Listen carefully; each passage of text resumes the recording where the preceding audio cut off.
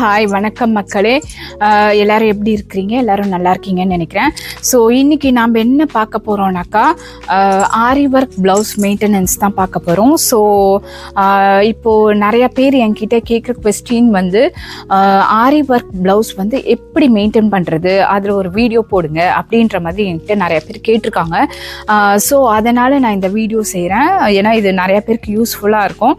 ஆரி work blouse வந்து நம்ம வாங்கிடுறோம், நிறையா பணம் செலவு பண்ணி நிறைய காஸ்ட்லியான ஆரி ஒர்க் ப்ளவுசஸ் வந்து நம்ம வாங்கிடுறோம். ஆனால் அது எப்படி மெயின்டைன் பண்ணுறது அப்படின்றது நிறைய பேருக்கு தெரியல. ஸோ இது வந்து ஒரு அவேர்னஸ் வீடியோவாக இருக்கும். ஸோ இப்போது இந்த ஆரி ஒர்க் ப்ளவுஸ் வந்து நம்ம சஞ்சனா புத்திக்ஸில் வந்து அவைலபிளாக இருக்குது. ஸோ இது பார்த்தீங்கன்னாக்கா ஃபுல்லாக வந்து நெட்டட் ஆரி ஒர்க் ப்ளவுஸ். ஸோ இதில் பார்த்தீங்கன்னாக்கா உங்களுக்கு ஒரு பல்லக்கு டிசைன் போட்டிருக்கோம்.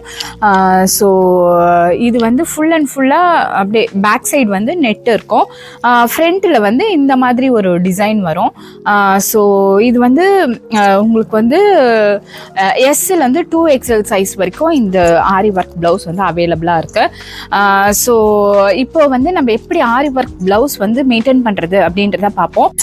ஸோ ஃபஸ்ட்டு டிப் என்னன்னாக்கா, ஆரி ஒர்க் ப்ளவுஸ் வந்து எப்படி மெயின்டைன் பண்ணணும் அப்படின்னாக்கா, ஆரி ஒர்க் ப்ளவுஸை வந்து நீங்கள் குறைஞ்சது 10 to 15 டைம்ஸ் வந்து நீங்கள் போடணும். அந்த ஆரி ஒர்க் ப்ளவுஸை நீங்கள் ஆரி ஒர்க் ப்ளவுஸ் வந்து தினமூலம் வாஷ் பண்ணக்கூடாது.